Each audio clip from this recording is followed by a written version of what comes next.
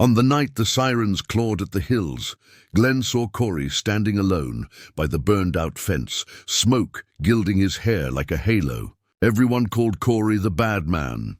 Glenn knew better until the letter arrived, ash-streaked. With his name in stranger's hand under the porch, the night air tasted like the inside of a coffee can left on a campfire, tinny, smoky, a little bitter. Glenn had been out on his own porch in socks and an old sweater because the wind carried the scent of burning brush, and after a lifetime in the same valley, he could tell the difference between a safe burn and a bad one. This one had an edge to it.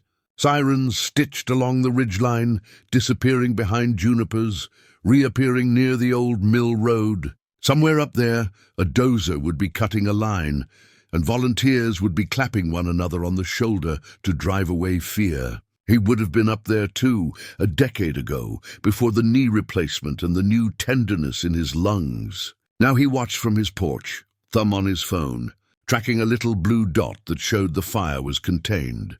Probably, he hoped. Across the road under the half-moon, Corey stood by the fence like a cutout in a page. He used to be taller in Glenn's mind, the way the mind exaggerates the figures we fear or admire. But Corey was just a man in his early 50s, broad shoulders under a work shirt, jeans with patches, boots scuffed down to a soft grey at the toes. The light caught the line of a scar running under his jaw, and the curve of a smile that wasn't really a smile at all. Just a way to hold in words he wasn't ready to say. Everyone called him the bad man. It had started years ago, when Corey Carey came back to Ash Briar alone. Folks said plenty about where he'd been, prison, Texas, the oil fields, that he bought the old Colfax salvage and turned it into a place that could run, a place where boys, with more anger than aim, could find a wrench in their hand instead of a bottle. Still, story stuck. Someone had to be the thing they whispered about in kitchens and at church steps. Corey let them. Some men hold back their truth the way they hold in a sneeze, eyes watering, chest tight, because letting it all out might knock things off the tables. Glenn lifted a hand without thinking, and then wondered if it was too much. Too open. But Corey saw, and his head dipped once, the smallest of acknowledgments, and that was enough to make heat bloom in Glenn's chest that had nothing to do with summer lightning. "Looks like it's on the ridge," Glenn called, careful to keep his voice even, courteous. Corey's answer floated on the small, steady wind. "They'll get it. It wants to run down, but she's old brush up there, all chaff and brag. Not much heartwood to her." Glenn smiled in spite of himself. Corey talked like a man who worked with his hands, the words shaped by practice and an understanding of what made things hold and what made them break. "You need anything?" Glenn asked. "No, sir." Glenn flinched at the "sir." He wasn't that much older. "You could come in if you get ash in your throat." "I'm all right." Corey glanced toward the hills. "You should put a wet towel along the door crack, just in case." "I already did," Glenn said, a little too quickly, like a student eager to please a stern teacher. He chuckled to himself. "Retired teacher reflexes. I still prep for every possibility." Corey's mouth did that not smile again. "I remember." It surprised Glenn that Corey remembered him as the biology teacher, who stayed late to reload the microscopes and wrote notes in the margins of his life like "don't forget the field trip forms" and "you've got this on sticky paper." Corey had been a young man with too much contained power then, a smudge on his cheek that wasn't dirt, but maybe grief, maybe pride. He used to look past Glenn as though the world was just beyond, and all he had to do was jump high enough. "Corey," Glenn said, testing the name, because sometimes the barrier is in the sound of a thing. "If the smoke gets worse, I'll tell you," Corey said. "You be easy, all right?" It should have been enough. The night, the exchange, the kind, simple sentence. But after the sirens dulled and the wind turned, after the news said the fire was held and neighbors cracked their front doors to check on one another, Glenn took one last loop of his porch to make sure embers hadn't dropped into his beds of thyme and rosemary. That's when he saw the letter. It lay half-tucked under the last step, pinned by a pebble as if the wind had tried to take it. There was ash along one edge, the kind that leaves a fingertip grey when you swipe it. His name was written in neat letters that didn't match anyone he knew. No loops, no hearts over eyes, no labouring penmanship like his late mother's neat schoolteacher print. Just his name, Glenn, in a firm hand. He stood there too long, holding it the way you hold a folded flag, aware of ritual, but not sure what the ritual ought to be. Inside, in a pool of reliable yellow light, he opened the envelope, asked him about Bennett Lane. Nothing else. No signature. Glenn frowned. Bennett Lane was a road up near the old mill, a place teenagers went to drink and old men went to fish. Ask him who. The him might be Corey, because who else? Glenn sat in the kitchen, the clock ticking in that sturdy way only a clock that's been in one family forever can. He folded the note back into itself and sipped water because his mouth had gone dry. The next morning dawned organza thin, light skimming off every porch rail as though a careful hand had polished them in the dark. Ashbriar was a town of porches. Coffee mugs, small dogs, gossip prayer. Glenn moved his mug between his hands and watched the street come to life. The mail carrier with calves like apples from walking, Mrs. Ruiz hosing her tomato cages, two teenage boys with skateboards leaning against their shoulders like muskets. Corey stepped out of his place. The old brewer house that had once been painted a cheerful yellow and now was the muted colour of cut straw. He had a dog at his heels, a black and brown scrap with one ear that flopped and one ear that reached toward the sky. The dog's tag jingled, a friendly sound that made Glenn's chest ease. New friend. Glenn asked when their eyes met. Old friend, new ear, Corey said, kneeling to rub under the dog's chin. Found him near the river with a bad infection. Vet had to trim the ear. Didn't slow him down none. What's his name? Ranger, Corey said. Then almost shy, he added, Want to say hello? Glenn came down the steps and held out his hand. Ranger sniffed, decided, and pressed his head into Glenn's palm. Glenn felt the scratch of old scars, and the soft of new fur, and the insistent thump-thump of a tail. You're a good one, Glenn told the dog. He wanted to say the same to the man, but there are things you don't say in daylight before you've earned them. I made coffee, Corey said, as if the words were heavier than they should be. I was going to bring a cup over. You like yours with cream? I do, Glenn said, then paused. Corey, did you... He stopped himself, thought of his manners, thought of the note in his pocket. Did you hear anything else about the fire?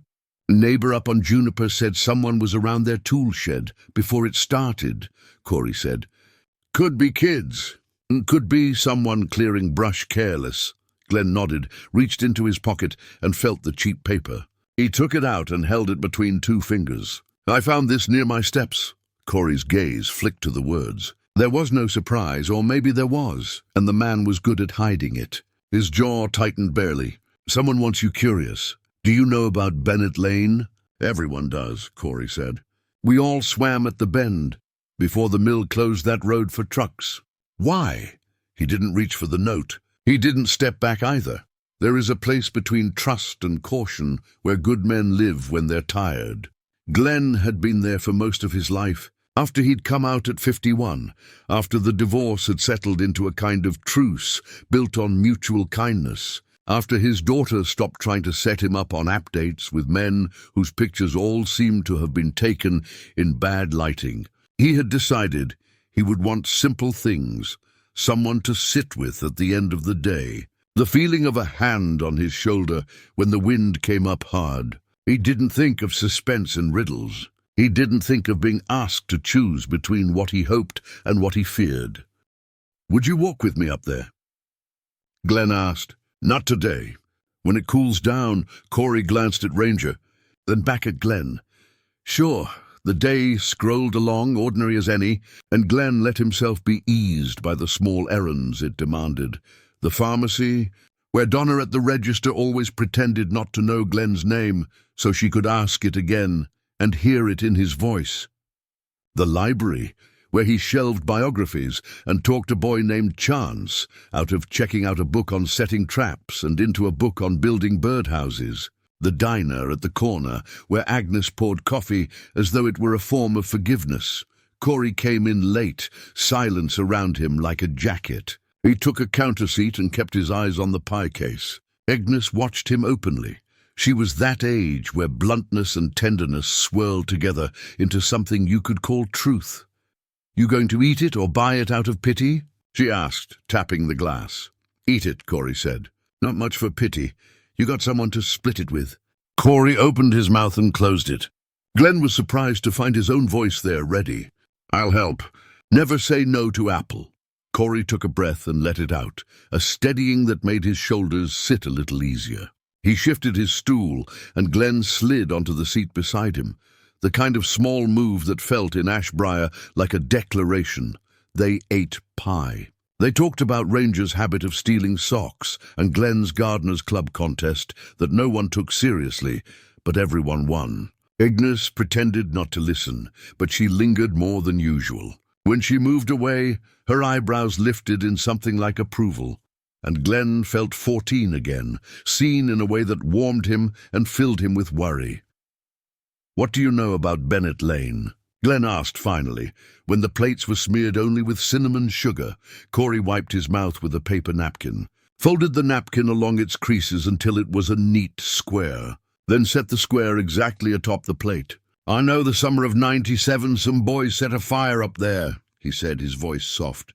"Killing time. They thought it would burn a pile of leaves and die out. Wind took it. The mill lost a storage shed. One man was hurt. My brother," Glenn said. The words surprised him as much as they did Corey. "Michael. He worked nights in receiving. He inhaled smoke and never really recovered. He passed 2 years later. Folks didn't say it was because of the fire. They said it was because the good Lord called him home. We learned to live with it either way." Corey looked at him then, really looked, and Glenn felt that gaze in the center of his chest. "I'm sorry. You weren't there," Glenn said. Corey huffed a small humorless sound. "Wasn't I? Back then, being near trouble was as good as making it, according to most folks. Were you?" Glenn asked. "Near trouble that night?" Corey hesitated. His eyes dipped to his hands, the scar across his knuckles a pale seam. "I was with a boy named Pike, Darrell. He got mad easy, smiled slower. We'd both had too much of everything, not enough of anything. He lit a little pile near the culvert and laughed when it caught. I stomped it. Looked like it went out. We left. They said later there was another fire up the hill. Might have been us. Might have been someone who liked the look of what we did and thought they could do it better." "Did you tell anyone?" Glenn asked. "I told Sheriff Doman. He told me to shut up and be grateful he didn't throw me in the back of his car. He liked Darrell's family. He thought I was the one who did things for the fun of it. You didn't." Glenn said, not quite a question, not quite a statement. Corey shook his head. "Fun's a strange word to apply to any of that." They sat quietly. The world in the diner went on. Cutlery chimed.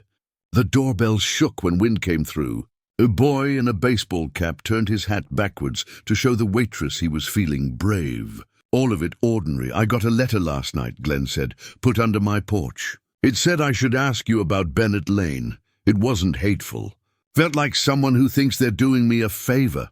Corey lifted one hand to his jaw, thumb rubbing the edge of that scar as though smoothing an old hurt. "Darrell's back," he said finally, the words dropping like stones into a quiet pool. "He texted me last week. New number, new town. Wanted to catch up," he said. Glenn felt something inside him unspool. "And you didn't tell me because?" Corey's laugh was short. "Because I don't earn the right to ask you for anything more than pie yet, Glenn." "Maybe," Glenn said. "It isn't about earning. Maybe it's about wanting." Corey's eyes met his. "I want to be decent," he said simply. "What about happy?" "I don't know what that looks like sometimes," Corey said. "It's like a truck I used to own. I can hear it in my head. I remember the way the seat's worn. But when I go to reach for the keys, I forget which drawer I left them in." Glenn's throat tightened. "Walk with me this evening," he said. "Just to the ridge. I want to stand where it happened." "I think I need to," Corey nodded. "We can take Ranger. At home." Glenn rested in his living room with the ceiling fan whispering overhead and a quilt folded over the back of the couch that his mother had pieced when she was 30 and he was 8, and the world seemed as orderly as the squares she sewed together. greens and blues and small stepping stones of yellow. He called his daughter Hannah, who lived an hour away with a wife Glenn adored, almost as much as he loved his own girl. "Hey, Dad," she said, voice warm, the kind of warmth that made even the worst days get better. "I was thinking of you last night." "Fire on the ridge?" "Just a scare. I'm glad you're okay. You sound light. You sound like you had pie." "I did," he said, surprised that she could smell sugar through the phone. "With Corey Carey." She was quiet for a breath. "The bad man?" "He's just a man, sweetheart, with a dog who likes socks." "I'm sorry. That was unkind of me. It's the name folks use. I've said it too. It's a bandage people slap on something they don't want to understand. Do you like him?" Hannah's voice was soft as a porch swing. "I do," Glenn said. "Enough to be walking up to Bennett Lane this evening." "Then I like him too," she said. "Be safe. Don't go alone." "I won't." They walked that evening along the old truck path, Ranger darting ahead and then circling back, rump wagging, tongue lolling. The sky was a deepening bowl, the first star pricking through near the place where the hills shouldered up against the coming dark. Sage brushed their jeans, releasing that clean silver smell. The air felt like it had been washed. At the bend, Corey stopped. "Here," he said. "This is where we were stupid." Glenn stood beside him. The ground didn't look like a place of old mistakes anymore. Grass had come back. Rock warmed and cooled through evenings and mornings like a steady breath. The river moved the way it always had, toward somewhere new, carrying bits of old leaves and forgotten buttons and hope. He didn't expect to cry, but he did, the quiet, surprised kind. Like when you cut into an onion and your eyes pay you back for something you didn't think was on the list. Corey stood close, not touching, just there, which sometimes matters more. "I didn't know your brother," Corey said. "If I had, maybe I would have been kinder to the fire I thought was small." "Maybe," Glenn said. "Or maybe kindness is a muscle that only strengthens after you've strained it a few times." Corey's breath went out in a small sound that might have been a laugh. "You always talk like that. Like someone wrapped good advice around a poem and handed it to me." "Too much?" Glenn asked, smiling through damp. "It's just right." Corey glanced at him. "Can I—" He reached, slow, and put his hand on Glenn's shoulder. That was it. That was all. But the careful weight of it made Glenn feel assembled. They stood like that until Ranger barked at a squirrel who scolded him in return, and the world, having given them a moment, nudged them forward again. Sometimes the second letter is the one that rattles a man. The first is a startle. The second is intent. It came 2 days later, tucked under a wiper blade on Corey's truck when he came out of the hardware store.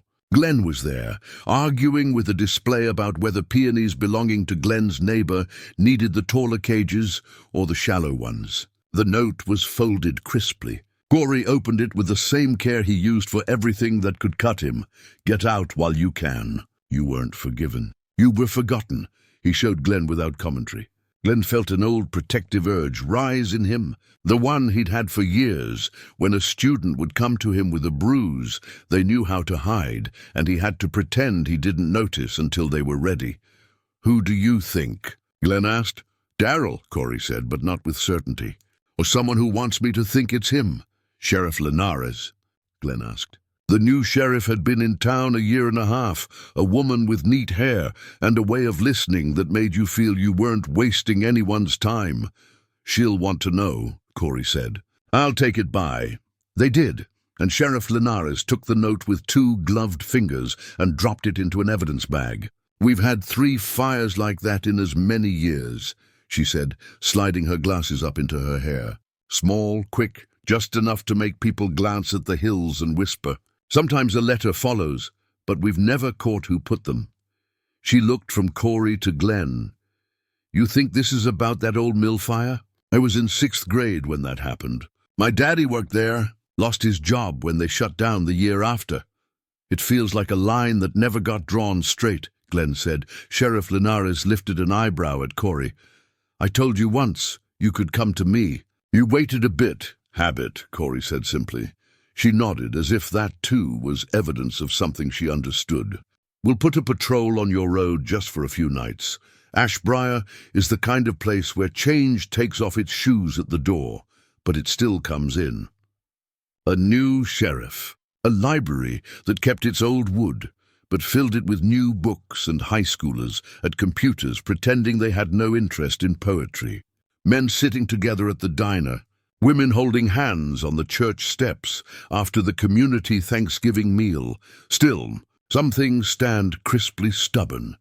Glenn knew that when he walked into the VFW hall for the pancake breakfast and Darryl Pike was there, stubble like iron filings and a grin that didn't meet his eyes. He wore a denim jacket caught at the shoulders and a t-shirt advertising a band that had been popular when Glenn still had all his dark hair.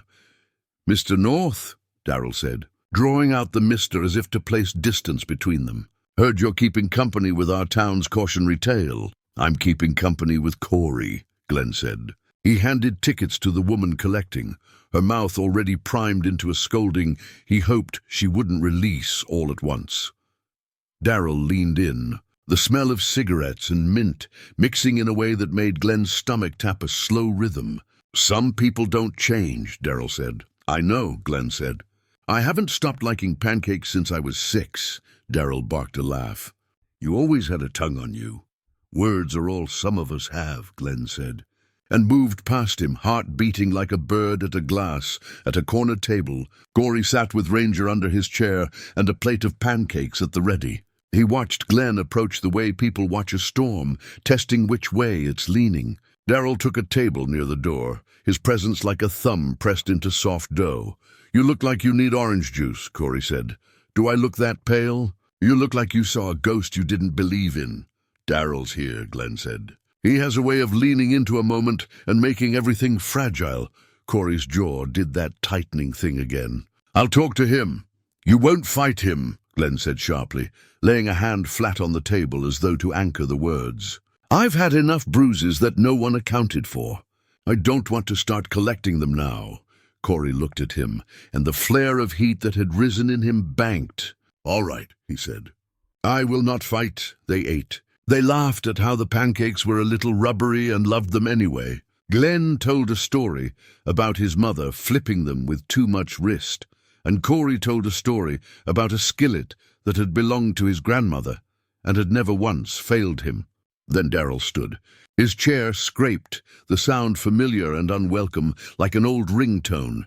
He didn't come to Corey's table. He went to the front, where Mr. Landry, who owned half of downtown in perfectly legal ways that made Glenn's teeth ache, was talking to the men who'd built a new pavilion at the park. Darryl put his hand on Landry's shoulder. Landry smiled.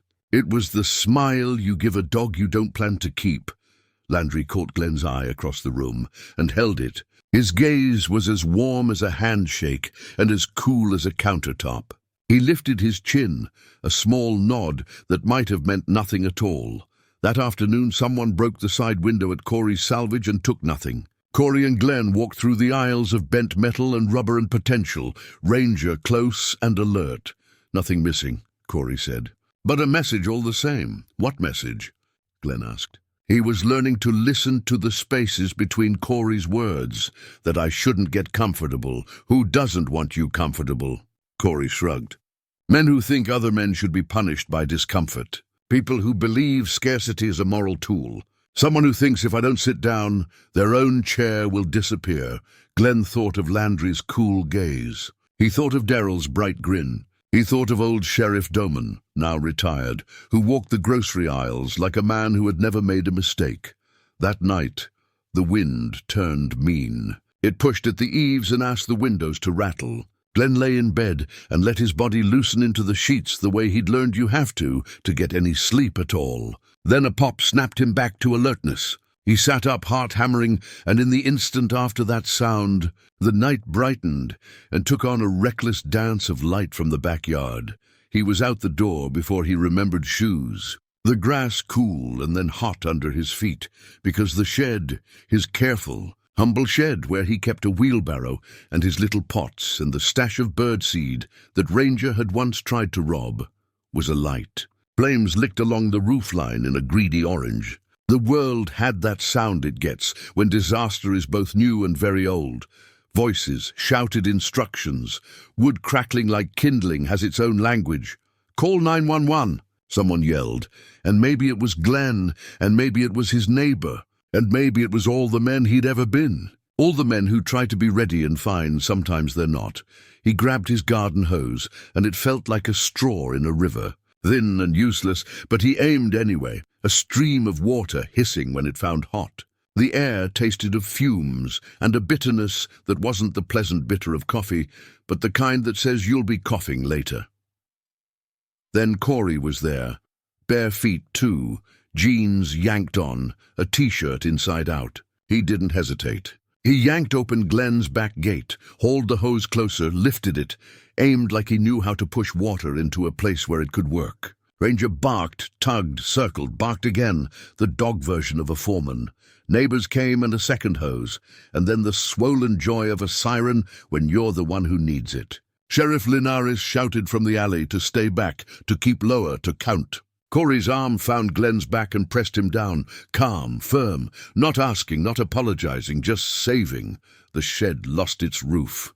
It was a small roof. It was just shingles nailed over a pattern and a frame. But the loss pricked at Glenn's center anyway, and tears came, not because of a shed, but because someone had been mean in a way that felt personal. That meanness had met an answer, though, and that answer was men with hoses, and women with blankets, and a dog with a ridiculous ear, and a man with a scar under his jaw who didn't walk away. After the sizzle quieted and the smell of wet burnt things rose, peculiar, like disappointed toast, Sheriff Linares stood with them by the ragged shape of what had been. "Accelerant," she said, crouching, then standing, her face thoughtful. This wasn't kids. This wasn't a cigarette tossed careless. Someone wanted it. Glenn looked at the fence, the ground, the neighbor's yard. He had the tired thought that came after every emergency. There would be insurance calls and papers, and he would be polite. And he would say the same descriptive words, different ways, until the person on the phone found a space to type something. Sheriff Linares continued, "We'll go through the cameras nearby. Landry's office has a system that catches the alley. He likes to know who's walking past." Glenn thought of that and felt something cold touch the back of his neck. Landry liked to know everything. Corey had his hands on his hips, head down. When he looked up, his eyes found Glenn. "You're all right." "Because of you," Glenn said. And then, because something inside him had been whittled down to the simple truth, he reached out and took Corey's hand, saw the hesitation, felt the shift. And then he felt Corey's fingers close around his own, a sure, steady holding. Sheriff Linares glanced, saw, went back to her notes, the way a good human knows what to note and what to leave as blessing. A third letter arrived the next afternoon, slid under the mat like a lazy snake. Glenn found it, lifted it, and carried it to Corey's porch. Ranger met him like a celebration in motion, and Glenn had to put a knee up to keep the dog from climbing into his arms and knocking him back down the steps.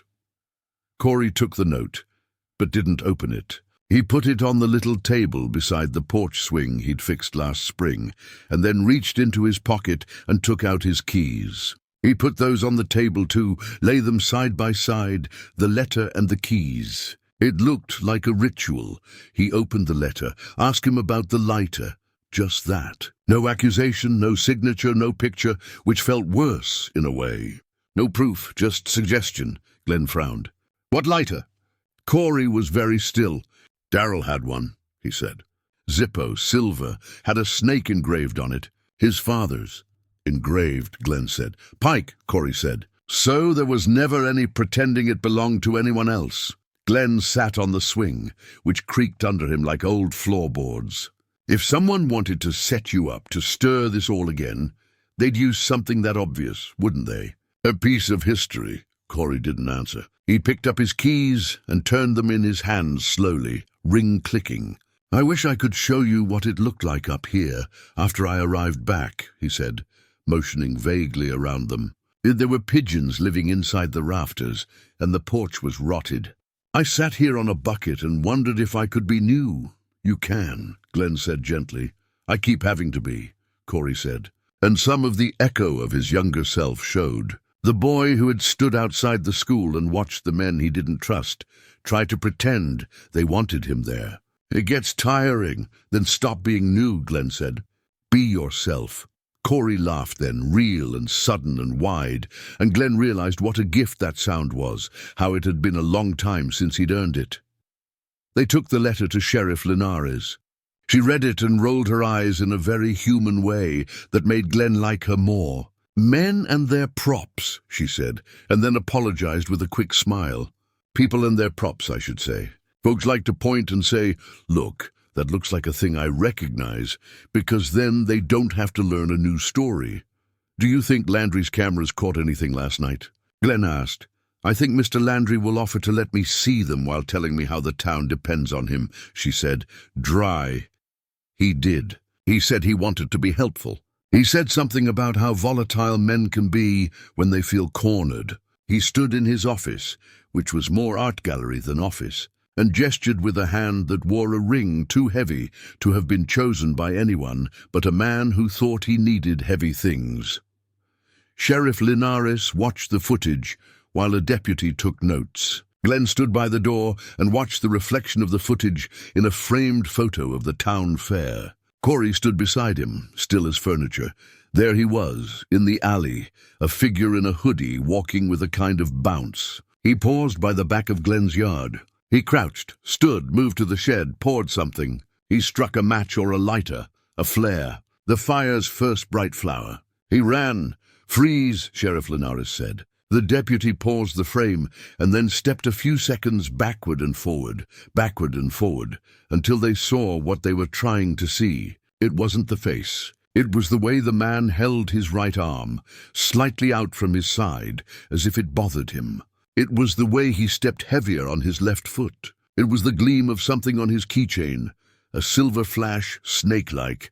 "Daryl," Corey said quietly. "When he broke his wrist in high school, he wore the cast like it was proof. He'd never put that arm down right again."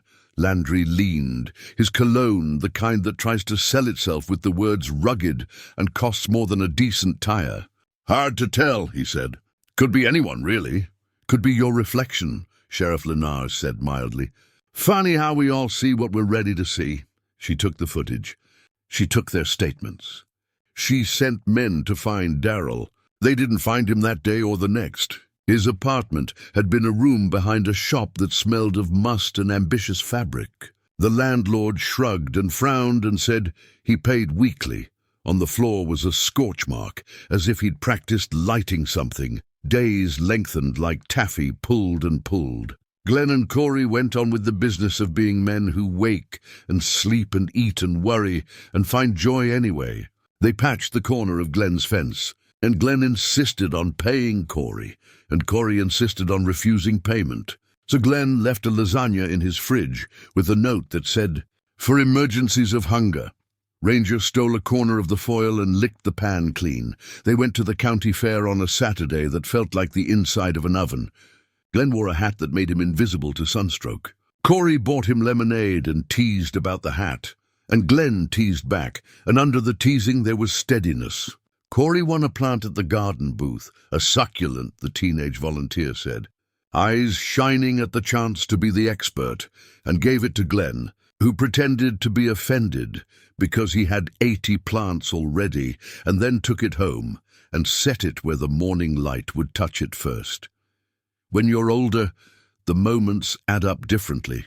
They don't exclaim, they collect. A hand at the center of your back when a crowd surges. A second mug placed beside your first without asking how you take it. A call when the weather turns just to say, "Did you hear the thunder? Be careful." They found a rhythm. Then someone broke it.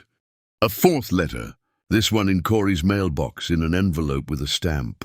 A stamp meant time, meant someone had licked adhesive or put water to it, meant a counter, a drop slot, meant an intent that had traveled. The words were, for the first time, not a suggestion.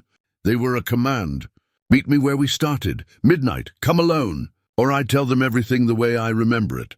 Corey held it and looked at Glenn and was about to say he would go alone. Glenn saw that in him. The man who keeps his burdens quiet, as if the carrying is the point, No, Glenn said. We don't carry alone. You make it sound like a hymn, Corey said, rough with torn laughter. Maybe it is, Glenn said. Maybe all those years in the pew taught me something worth keeping, they told Sheriff Linares. She said the thing that good officers say, I can't condone a trap, and the second thing she could say because she had the quiet in her that made room for other truths. But I also won't let you go up there alone at midnight, they planned. Corey would go to Bennett Lane, to the bend above the river where boys burned summer to see what would glow. Glenn would be behind with Ranger because no one could convince him to leave a dog behind. Sheriff Linares would be in the dark with 2 deputies, still and patient and ready not to be heroes until they had to be. The night came. It was the kind of night that feels like a held breath. Clouds layered like blankets someone had shaken out and then spread too neatly. The moon was a thin coin. The crickets sang a rhythm that has no time signature and every time signature at once. Corey walked into the bend the way he had in his youth. He wasn't that boy. He was a man with a light on his keychain and a scar and a decision to keep walking. Darryl, he said, voice steady, pitched to carry without challenge. I'm here. A shadow moved where the old culvert began. It could have been a deer. It could have been a man who had spent his life practicing being anything but himself.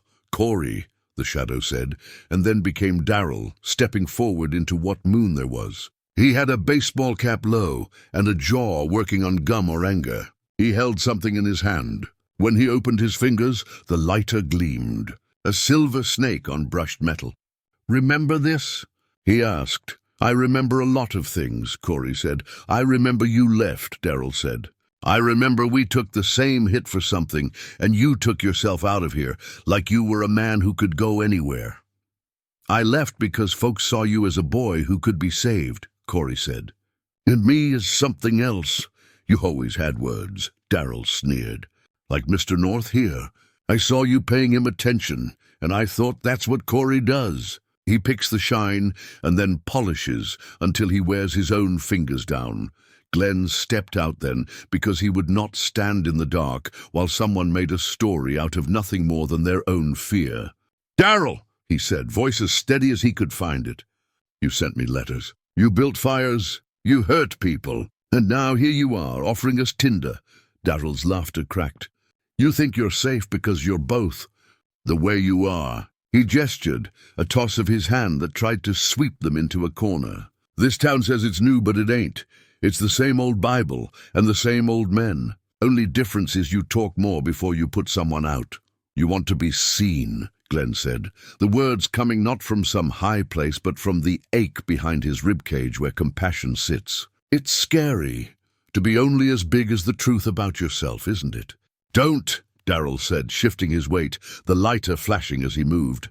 Don't turn me into one of your lessons. You're not my student, Glenn said, and felt the sharp old grief of that. You're a man who needs help and has chosen harm instead. Darryl's eyes flicked to Corey. You could have told him, he said, that you lit dry grass, that your boot stomp didn't do what you wanted it to, that you were afraid when someone had to keep that old man on the line long enough for him to pull the alarm and the smoke had already gotten inside his head. I told him what I've told anyone who asked, Corey said, his voice low and plain, that I made mistakes and I haven't stopped paying attention to the way my heart beats since, so I don't make the same ones, that the fire I think of more than any other is the one I've tried to keep from catching in me when I feel wronged. Darryl lunged then, not at Corey and not at Glenn, but toward the culvert where some dried brush waited. He flicked the lighter. Flame licked. Sheriff Linares stepped from the dark with 2 deputies and a hard, unhappy face and said, no, like a whole town would say it with her. Darryl froze. He stared at the badge as if he could find a way around it. He didn't move. Then he did the thing men do when they want to look bigger than their choices. He laughed and said, it was always a joke with me. You'll take everything so serious. He flicked the lighter closed with a showy snap. We take houses serious, Sheriff Linares said. We take sheds serious. We take the way someone walks at 2 in the morning and wakes a baby serious. We take old men serious and new dogs, and what a boy did when he was young, and what a man does with that memory. Hands behind your back, Mr. Pike. He blinked as if that name, Mr. Pike, had never seemed like it could belong to him. He turned slowly. He didn't run. Some men don't. Some men, when the moment comes, find it is almost a relief to release themselves into someone else's keeping. Glenn knew that feeling. He had felt it when he had stood before his wife years ago and said, "I'm gay," and she had reached for his hand and said, "I know. I love you. We will go forward." He had felt it when he'd signed the papers 2 years later and when he'd opened his eyes on mornings after that. And even now, he felt it in the way Corey stood beside him, steady, and not needing to tell anyone in the dark who he was. After, when the night lightened again, as if tests had been passed and some new air could be let in, Sheriff Linares drove them home. Ranger sat between them, head on Glenn's thigh, snoring in a gentle way that softened the edges of the day. "You two all right?" she asked. "Yes," Glenn said. "Thank you." "I didn't do it for thanks," she said. "I did it because I couldn't sleep otherwise, and I like sleep." They laughed, tired and grateful. She parked by Corey's curb, and Glenn got out, and then he got back in, and then he got out again. Because some nights are like that, full of half-decisions, until you make one. "Stay," Corey said softly. The house smelled like coffee and a clean shirt hanging to dry. Ranger circled and settled with his heavy sigh. Corey poured tea because coffee would be too much. They sat on the porch swing, which held them as if it had been waiting. The night felt friendlier now, crickets still singing. A barn owl slipping by without fuss. "I've been called the bad man for a long time," Corey said into the air. "Sometimes you can carry a name without it being yours," Glenn said. "Sometimes you set it down." Corey's shoulder found Glenn's, not even a lean. "A certainty. What would you have me pick up instead?" "Corey is nice," Glenn said, and they both smiled at the simplicity of it. Then he added, voice a little shaky now that the rush had eased, "I like the way that sounds." "Glenn," Corey said, trying the name like a prayer. He reached over, slow and careful, and took Glenn's hand again, the second time. "Firsts matter, so do seconds. Will you help me build a new shed?" "I thought you'd never ask," Glenn said, a laugh escaping, the kind that feels like a release valve. In the weeks that followed, people did what they do with stories. They told them differently depending on the porch they were sitting on. Some said Darryl had always been a good-for-nothing, and the Firebug label fit him better than any shirt he owned. Some said it was a shame and blamed whatever seems handy, his father, the economy. The heat. Mr. Landry offered to donate materials for Glenn's new shed, to which Glenn smiled so politely it should have been a warning and said no. Thank you. He had friends. The town didn't change overnight. It rarely does. But the diner's counter felt less like a boundary and more like a circle. Corey's salvage got a new window, and teenagers stopped pretending they didn't want to ask him questions about their breaks. Sheriff Linares started coming to the gardening club meetings under the pretense that she was interested in compost. And everyone laughed and made room for her to sit. Hannah came down one Saturday with a loaf of banana bread and a firm look that said she was going to be part of wherever her father was heading. She met Corey's gaze and held it, and then she hugged him, and he flinched and then didn't. And afterwards he said very quietly to Glenn, "I forgot what that kind of welcome felt like." They built the shed. They overmeasured and undermeasured and then got it right. Corey taught Glenn how to drive a nail without denting the wood, and Glenn taught Corey about anchoring a frame properly so the roof wouldn't sag under snow. They argued over paint color like men who had learned that arguing can be a form of care. They chose a green that reminded Glenn of his mother's quilt, and Corey of the old truck he couldn't find keys for anymore. On a morning when the fog sat in the low places like a thoughtful guest, and the world felt newly washed, Glenn turned toward Corey as he was wiping sawdust off his hands and said, "I think we should let the town see what this is." "What is it?" Corey asked, very still, like a deer in the first light, ears forward, waiting to see if the world had softened or sharpened. "Two men who like each other," Glenn said. "A lot. Enough to stand on a porch and hold hands, even when Mr. Landry walks by on his way to buy more art for his office." Corey's laugh warmed the fog. "All right," he said. "Let them see." They did. They stood on the porch on a Sunday when church let out. Ranger wove between their legs and found the sun. Mrs. Ruiz waved from her garden. Agnes passed in her car, honked, and stuck an arm out of the window to throw them a celebratory thumbs up. No one blistered. No one burned. There were glances. There were the small nods of those who had practiced welcome when it wasn't the easy choice. Mr. Landry passed and lifted that chin of his, the lordly one, and there was a pause, and then he said, "Afternoon," the word careful as a glass in a child's hand. "Afternoon." Corey returned mildly. Glenn felt something inside him, something pinned down by years of gentle self-restraint. "Sit up straight." He squeezed Corey's hand. Corey squeezed back. They walked down to the river that evening because that is what they liked to do now. The water moved reliable and unbothered. A boy threw a stick for his dog. A girl collected smooth stones and lined them up on the sand, each one a small round promise. "What do you want now that the big pieces have settled?" Glenn asked. "Simple," Corey said. He had his hat pulled down and his mouth softened by peace. 2 mugs, 1 mailbox, a roof that doesn't leak, to fix cars until my hands ache in a good way, to know which chair is mine and which is yours, and not have to leave either in a hurry. And Ranger, Glenn said. "You forgot Ranger." "I don't forget Ranger," Corey said. And the dog, hearing his name, barked and splashed. They sat on a low bench, the kind a Boy Scout troop had built years ago. Carved initials, softened by time and weather into confusing hieroglyphics. Glenn leaned into Corey's shoulder and felt the sure of him. He thought about the letters, folded now in a sheriff's file. He thought about the lighter, tagged and bagged. He thought about Darryl in a cell, and hoped, because he always would, that someone would sit beside him and hand him a cup of something warm. "I didn't save you," Corey said. "Out of nowhere." "I didn't need saving," Glenn said. "I needed someone to stand still with me when the wind came up." "That I can do," Corey said. He turned and kissed Glenn's temple just there, light. The kind of kiss that says, "I see you're ordinary," which is sometimes the most romantic thing in the world.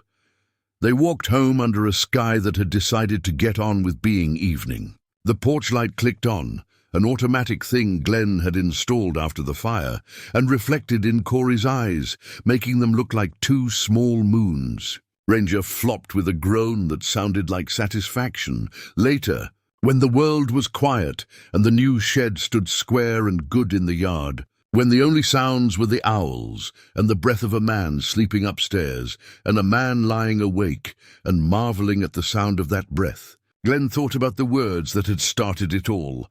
Ask him about Bennett Lane. He was glad he had asked. He was glad someone had thought to ask him too, across the years, across their loneliness. He could write it down if he wanted, the way older men sometimes do when they realize the stories will otherwise keep themselves to themselves. He thought he might start like this. On the night the sirens clawed at the hills, I saw a man standing by a burned-out fence and knew we were both tired of being alone. In the morning, he would make pancakes. They would be better than the VFWs. He would get the flip right, or he would laugh and try again. Corey would sit and pretend not to watch him with fondness. Ranger would snuffle for drop pieces and get one, just one, because he was very loved and very spoiled, and it's a grand good thing to be both. They would eat. They would step onto the porch. They would wave to the town. They would choose the day again together. And when the wind came, as it always does, they would not brace alone.